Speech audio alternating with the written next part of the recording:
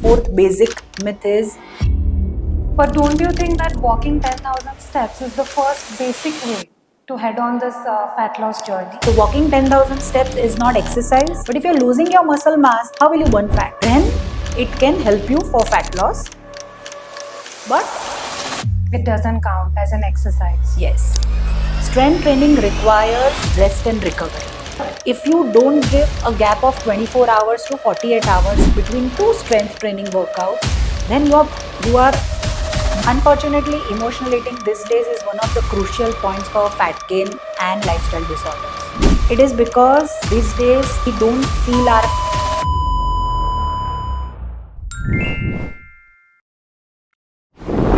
So Namrata, can you tell me few myths about fat loss? walking 10,000 steps daily, working out twice in a day, skipping meals, which is you skip either breakfast or lunch or dinner. And the fourth basic myth is undereating. You are eating less than your hunger are the myths for fat loss.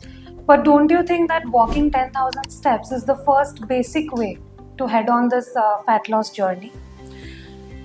So normally what I have seen is people are taking 10,000 steps as a part of their exercise routine. So walking 10,000 steps is not exercise. I would consider that as an activity. Plus, when you keep walking so much, you are losing out on your muscle mass also. So muscle mass is something which helps you burn fat. But if you're losing your muscle mass, how will you burn fat? Right? So if you are doing 10,000 steps daily and including 3 to 4 days of strength training, then you're building muscle mass, and considering your 10,000 steps as activity throughout the day, then it can help you for fat loss. But only taking that as an exercise is not going to help you for fat loss. It doesn't count as an exercise. Yes. So Namrata, why working out twice a day would not help in this fat loss journey? So people who are into weight loss or fat loss journey normally feels that we have taken up this task and we want to lose fat. So they invest themselves twice during the day. Strength training requires rest and recovery. We are working out to build muscle mass, which helps you burn your calories, which helps you improve your metabolism. But if you don't give a gap of 24 hours to 48 hours between two strength training workouts, then you are doing harm to your body. Your muscle tissues do not get repaired. They, on the contrary, tears more. So instead of building muscle mass, you are tearing your muscle tissues. And rest and recovery is the most important thing for a strength training workout. And the best part about strength training is that you burn calories even post workout. So if you have done workout for 60 minutes, then your body is burning calories for another 48 hours when you have done strength training. So any which ways, your body is doing the job of burning fat, building muscle mass. Let it recover, let it rest. It will give you more efficient result than working out twice. Yeah, absolutely. So as you said earlier, that skipping meal is a myth. But don't you think that it will be beneficial to your body? So these days, people tend to skip either breakfast, lunch or dinner. Those are three main meals for our body. And it gives us vital nutrients. Yeah. When we are working for fat loss, our body requires nutrients to burn fat. And when you skip meals, you are working on dipping your metabolism. And fat loss requires good metabolism. And that is why it is essential that you eat your three main meals and other side meals, which works as a supplement for you and helps you in better fat loss. So normally people who skip meals struggle a lot for fat loss. Yeah. So why undereating is a myth? If I'm eating less calories, then I'm obviously gonna lose weight. So basically, when you undereat, your muscle requires good amount of energy because you have utilized your muscle. Yeah. You might have worked out. you are active throughout the day. So your muscle requires some energy. When you undereat, your muscle feels starved. And when it feels starved, you will feel lazy, lethargic, and you will not build up muscle mass. You will, on the contrary, lose your muscle mass. Now, when you are focusing on fat loss, you want good muscle mass because it helps in good metabolism. So, it's a myth that if I eat less, it will help me lose fat. Yeah. You have to eat as per your hunger so that your muscle gets enough food to build muscle mass. That will improve your metabolism and it will help you in fat loss. So nowadays I've been hearing a lot about emotional eating and eating disorder. So can you throw some light on it? Unfortunately, emotional eating these days is one of the crucial points for fat gain and lifestyle disorders. It is because these days we don't feel our feelings or confront our feelings. Rather, we numb our feelings or suppress our feelings with food. Everything is associated with food. So, whenever somebody feels uncomfortable with their emotions, they tend to eat, which leads to a vicious circle. Can you explain the connection now?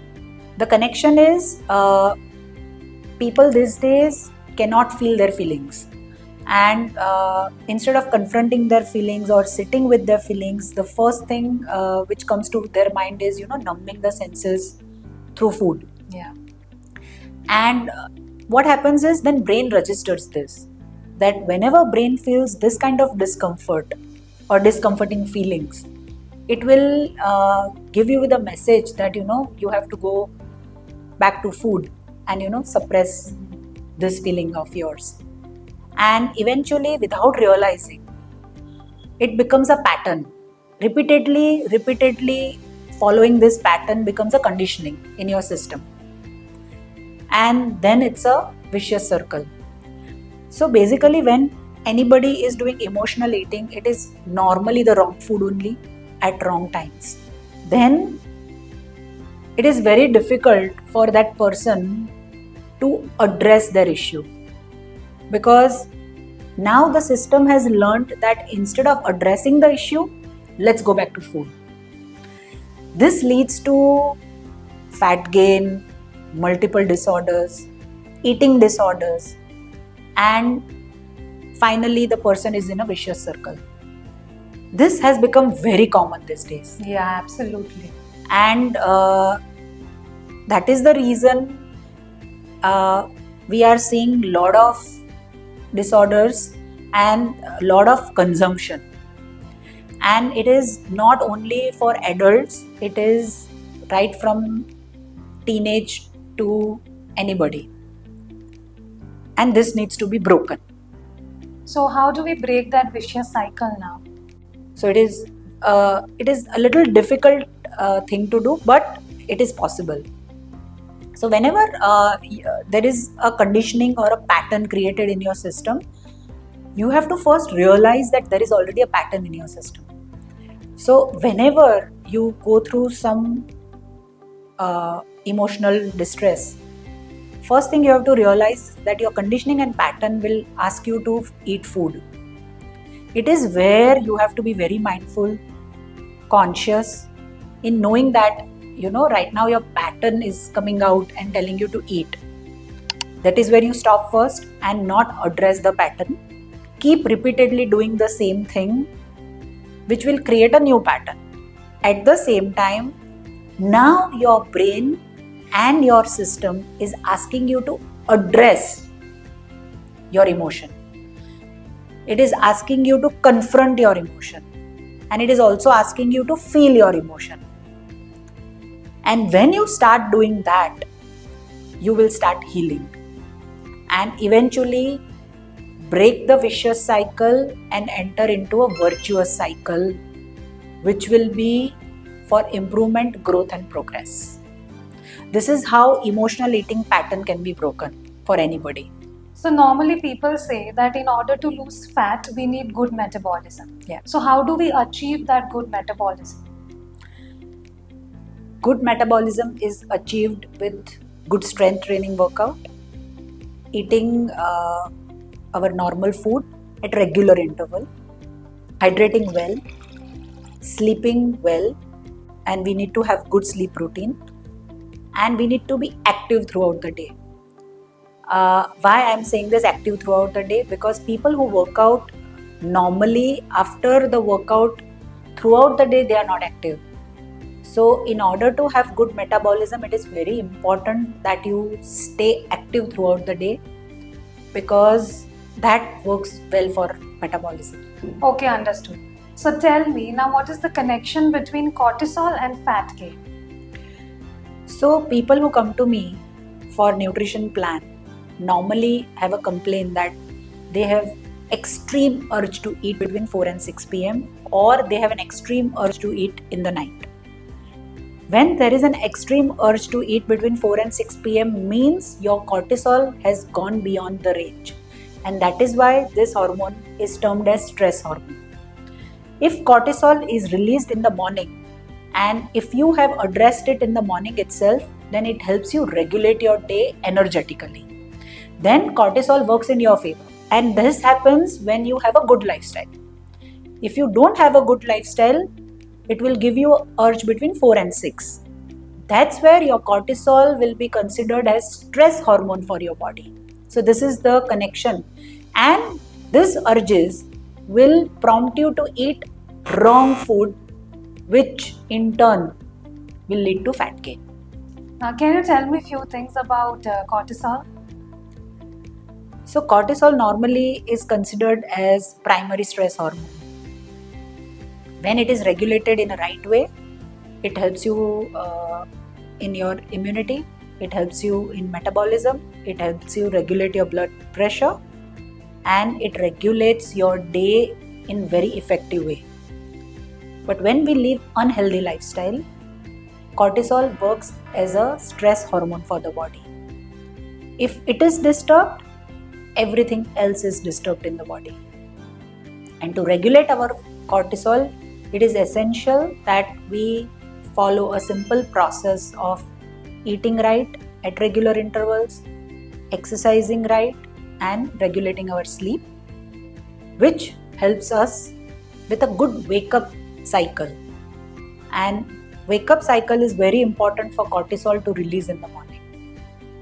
And this is how cortisol is regulated, and this is a small brief about what cortisol hormone is. Okay, I think the conversation was very helpful to me. Thank you so much. Thank you.